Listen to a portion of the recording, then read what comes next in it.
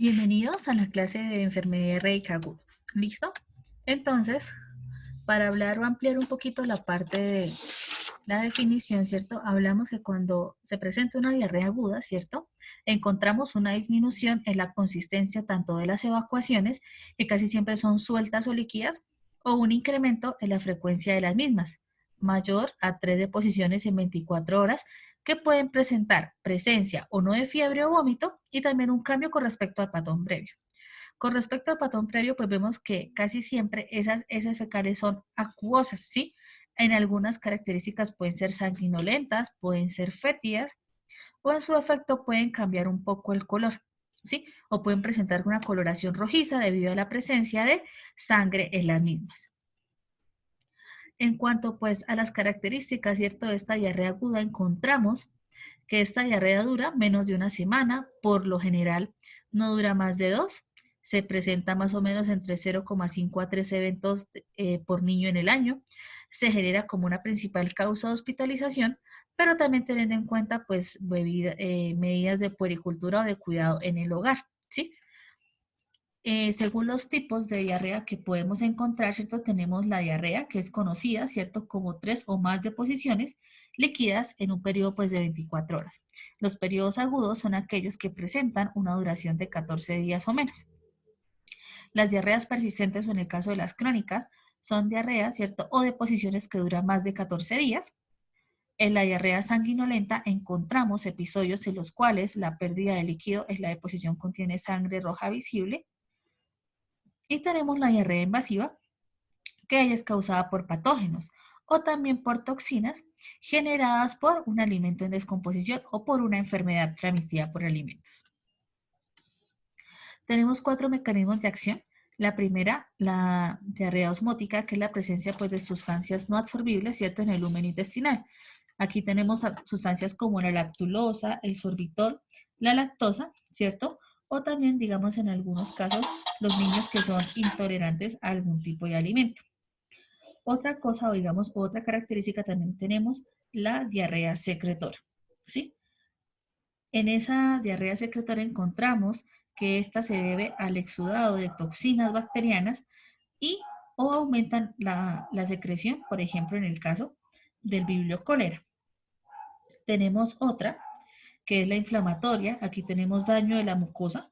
Esta mucosa se da por una inflamación o una isquemia por un agente patógeno como Shigella spp o enfermedades inflamatorias intestinales como la enfermedad de Crohn, la colitis ulcerosa y la colitis isquémica, que mucho más adelante les vamos a ver. Y aquellas que generan alteraciones en cuanto al peristaltismo, encontramos el síndrome del colon irritable, el hipotiroidismo, entre otras patologías. Entonces, en cuanto pues a los agentes etiológicos que generan, digamos, mayor concentración de ese tipo de diarreas, tenemos el rotavirus, norovirus, adenovirus y salmonela, que son los menores de un año. Entre niños de 1 a 4 años tenemos diarreas provocadas por rotavirus, norovirus, adenovirus, salmonela, campylobacter y yersinia pestis, y mayores de 4 años tenemos campylobacter, salmonela y rotavirus. Asimismo pueden revisar, ¿cierto?, la guía pediátrica de patología y nutrición de la Sociedad Europea de Pediatría, su guía de base de enfermedades infecciosas y enfermedades agudas gastrointestinales. Entonces, pues en este orden de ideas, chicos, lo que nosotros hacemos desde el área, pues, de clínica, realizamos una evaluación. En esa evaluación tomamos aspectos como 3 escalas A, B, C, donde tenemos estado, digamos, de los ojos, sed, pliegues cutáneos, la decisión si el niño no presenta signos de deshidratación y el tratamiento a tratar. Entonces, en cuanto a los ojos, por lo general cuando el niño está deshidratado, lo que vemos son los signos básicos, que es el niño, por ejemplo, que tiene un estado intranquilo, irritable, está letárgico, presenta, por ejemplo, los ojitos hundidos, secos, ¿sí? Los ojos no brillan porque hay ausencia de lágrimas. En cuanto a la sed, bueno, por lo general cuando el niño no está deshidratado, pues el niño normalmente toma, pero cuando está deshidratado toma sediento, toma rápidamente, ¿cierto? O bebe muy poco o no es capaz de beber. En cuanto al pliegue cutáneo, tiene recuperación lenta y muy lenta, y la decisión que se toma es el tipo de grado, de, digamos, si el paciente en el dado caso tiene signos A, no presenta signos de deshidratación, pues entonces hacemos el plan de tratamiento A. Si tiene recuperación lenta, ¿cierto? Tomamos el plan B y empezamos a verificarlo. Si el paciente presenta 2 o más signos del plan C, lo clasificamos como una deshidratación grave. Aquí ya me toca utilizar y pesar al paciente y pasarlo a una rehidratación de manera urgente. En cuanto pues a los mecanismos de la desnutrición, nosotros ¿qué queremos? Evitar tratar tanto la desnutrición como la deshidratación. ¿Por qué hablamos aquí pues de esta parte? Si hablamos, por ejemplo, de la fisiología intestinal, ¿cierto? Vamos a hablar de aquellos mecanismos que rigen los movimientos del agua y los electrolitos en el intestino. Ellos son los que permiten una absorción, ¿cierto? Casi total de los volúmenes hídricos provenientes de ¿dónde?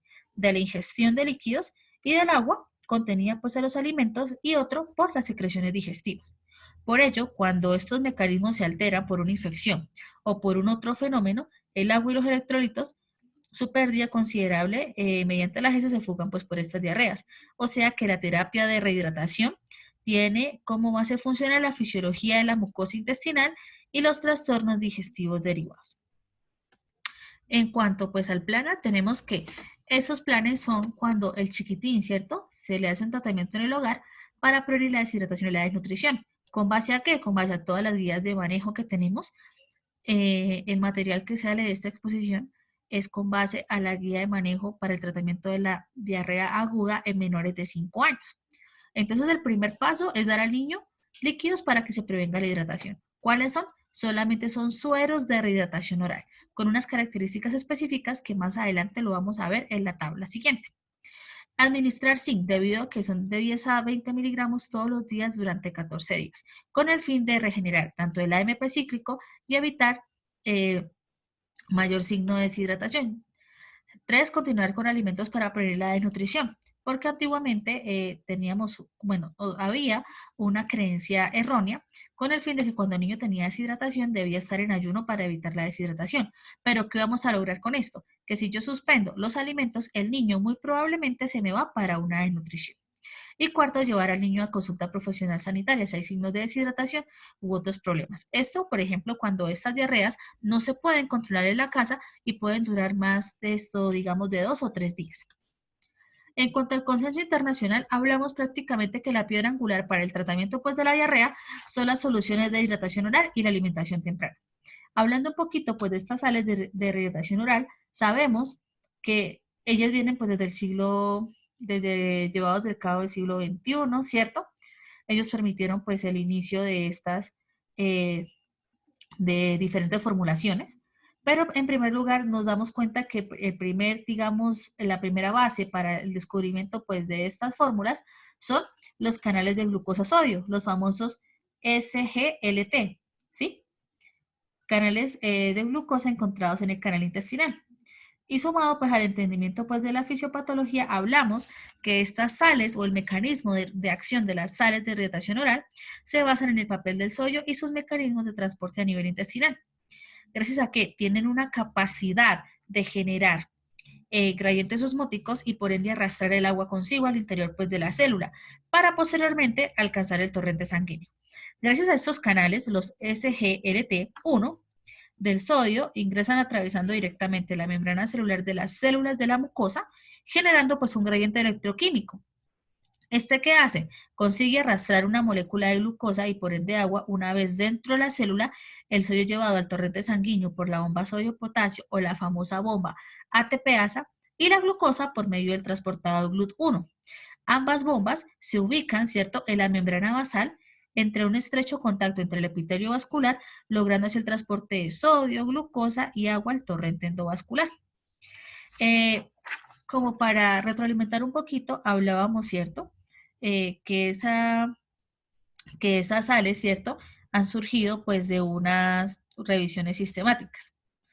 La primera o la primer suero que se utilizó fue en 1977 con una osmolaridad pues, de 311 miliomoles y concentraciones de 20 gramos litros de glucosa y 90 mil equivalentes litros de sodio, mostrando pues que sí disminuye la tasa de mortalidad por deshidratación en países pues por cólera, pero que sí estas soluciones eran demasiado saladas. Entonces, ya para, digamos, estos últimos años, lo que se ha hecho ¿cierto? Es que la OMS, con base en el estudio Choice, lo que hizo fue confirmar y verificar las concentraciones de estas sales minerales. Entonces, ¿qué fue lo que hicieron?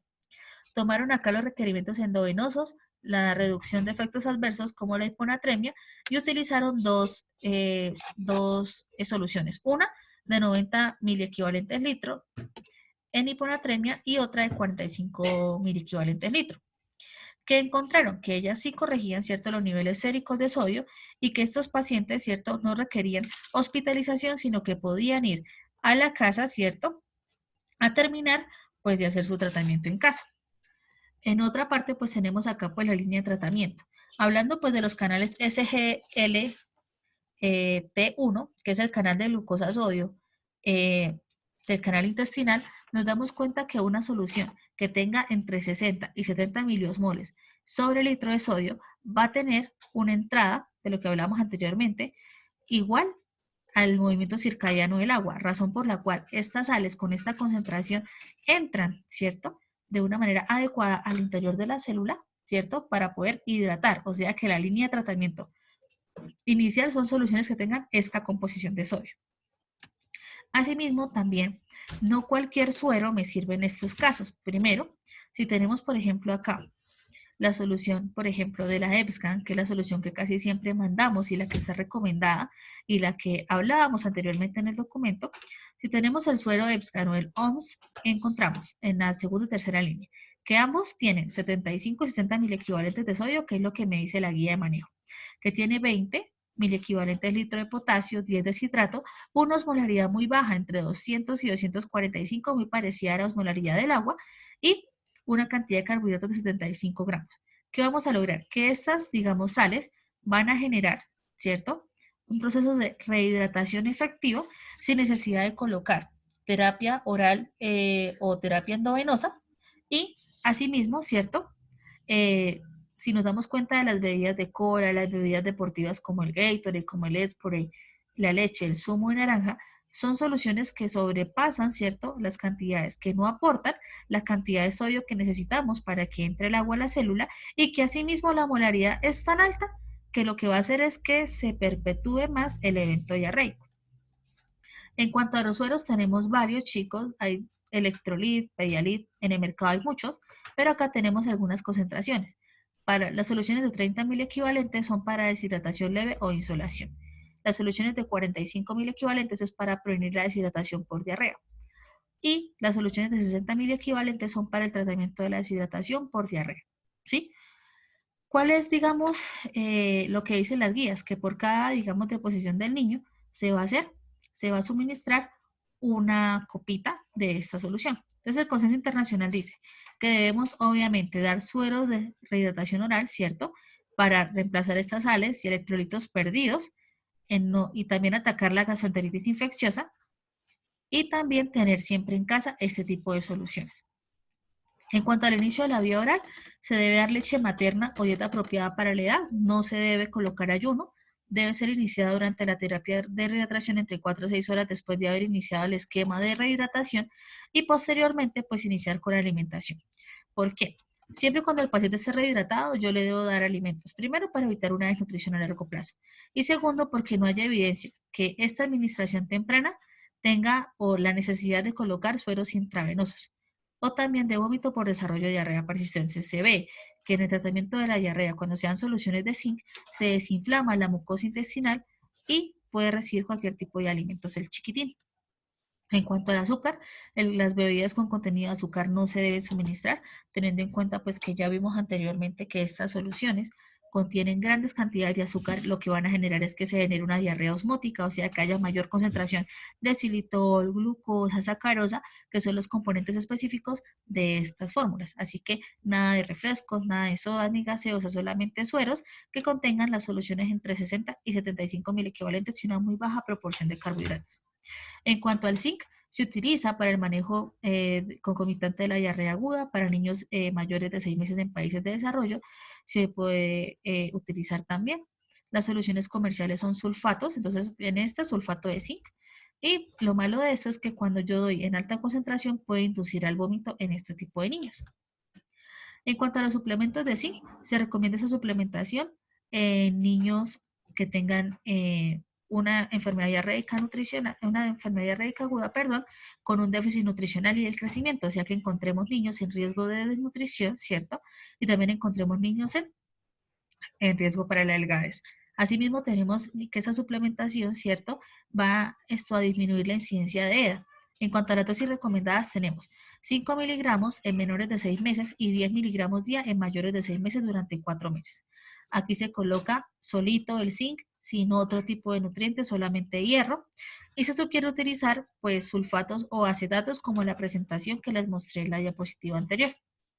En cuanto a los criterios de hospitalización, lo que me piden a mí es que se debe hospitalizar a un niño cuando tenga deshidratación grave o con signos de choque, disminución del nivel de conciencia, piel pálida o moteada, extremidades frías, taquicardia o taquipnea, alteraciones neurológicas como somnolencia, letargo o crisis convulsiva, o síntomas que sugieran que el niño tenga una enfermedad grave como proceso abdominal quirúrgico. Otro criterio es niños con sospecha de deshidratación hipernatrémica, cuando hay, digamos, deficientes movimientos de mandíbula, incrementos del tono muscular, niños con factores de riesgo como edema de miembro inferior, un proceso infeccioso, cuidadores que no pueden proveer un cuidado en casa. En cuanto pues a las recomendaciones generales de esta parte de la enfermedad diarreica aguda, pues aquí se deben utilizar aquellos alimentos que sean fuentes de sustancias prácticas, como cuáles, como la guayaba, como la manzana, como el plátano, con el fin de que de aumentar el contenido pues que tienen de almidón a través del lumen intestinal, que estos atrapen agua, ¿cierto? Y evitar los eventos diarreicos. Otra cosa es que también no se le debe suministrar azúcar. La leche, ¿cierto? Entera no se debe suministrar hasta que pase el evento. Y también, por ejemplo, si el niño se está alimentando con leche materna, se debe seguir suministrando la leche materna. También, chicos, recuerden que la malabsorción de nutrientes es otra cosa que está íntimamente relacionada con la diarrea, debido a que la diarrea, ¿cierto?, se asocia directamente con la absorción alterada de nutrientes para tener un componente secretorio importante. Entonces, el primero es que la secreción de bases se aumenta por la atrofia, ¿cierto?, de las vellosidades intestinales y ocurre en la enfermedad celíaca. Puede ser estimulada por una inflamación o por una alergia y también el aumento de la secreción debido a la presencia de ácidos grasos no absorbibles o ácidos biliares en el colon, posiblemente como un resultado por la acción de los productos derivados de esta degradación bacteriana en las células enteroendocrinas. ¿Sí? Entonces, también para recordar, los mecanismos patogénicos de la diarrea son cuatro. Uno es la invasividad, otra es la producción de citoquinas, otro es la producción de enterotoxinas y la otra es la adherencia a la superficie de la mucosa, para que lo tengan en cuenta.